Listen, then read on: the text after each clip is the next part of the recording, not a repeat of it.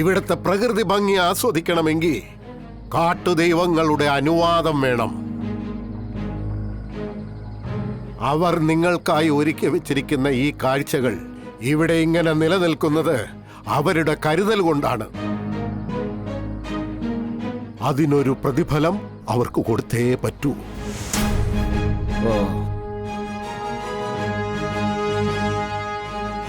ദാ അവിടെ ഒരു കാണിക്ക ഇട്ടിട്ട് പോകൂ. യാത്ര സുഖകരവും ഇവിടം ഒരു പെറ്റമ്മയെ പോലെ നിങ്ങളെ സംരക്ഷിക്കുകയും ചെയ്യും. അതെ, ഞങ്ങളെ സംരക്ഷിക്കാൻ ഞങ്ങൾക്കറിയാം. അതിനിതുപോലത്തെ തട്ടിപ്പ് ദൈവങ്ങളുടെ ഒന്നും ആവശ്യമില്ല.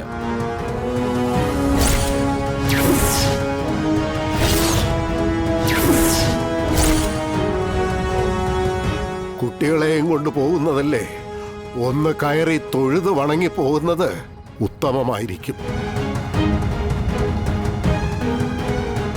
എന്റെ പൊൻ, ഞങ്ങൾക്ക് ഒരുപാട് പണിയുണ്ട്. അതുകൊണ്ടാ വരട്ടെ. എന്തായാലും ഉപദേശത്തിന് നന്ദി. അല്ല പിന്നെ ഓരോരോ തട്ടിപ്പും കൊണ്ട് വന്നോളും. മകളെ കയറി കയറി. വിഷ്ണുട്ടാ, ഒന്ന് അവിടെ വരെ പോണോ വിഷ്ണുട്ടാ? താനിത് ഏത് ലോകത്താ? ഇതൊക്കെ ചുമ കളിപ്പീരാണ് വെറുതെ.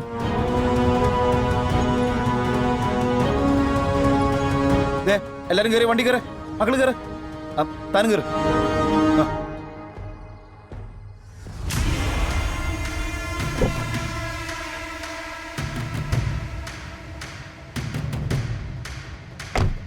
ശാലിനി കയറ്. ഒന്ന് വണങ്ങിയിട്ട് പോകുന്നതല്ലേ നല്ലത്.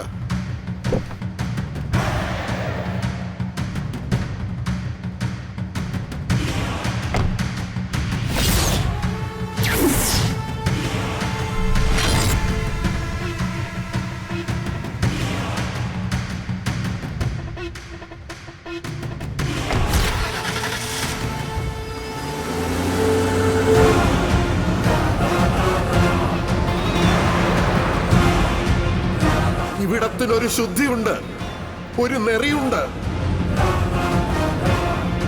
ഒരിക്കലും ആ ശക്തിയെ നിന്ദിക്കരുത്. കാട്ടുദൈവങ്ങളെ ധിക്കരിച്ചുകൊണ്ടാണ് നിങ്ങൾ പോകുന്നത്.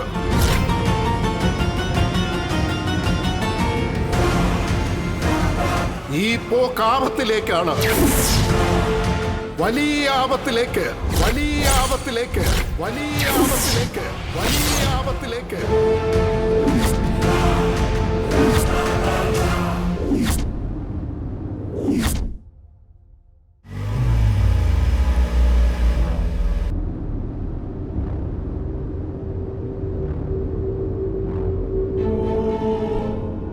വിഷ്ണുട്ടാ, നമുക്ക് എന്തെങ്കിലും കാണിക്കിട്ടിട്ട് പോകുന്നതല്ലേ നല്ലത്? എന്റെ ശാലിനി ഒന്നും ഉണ്ടായിരുന്നേ.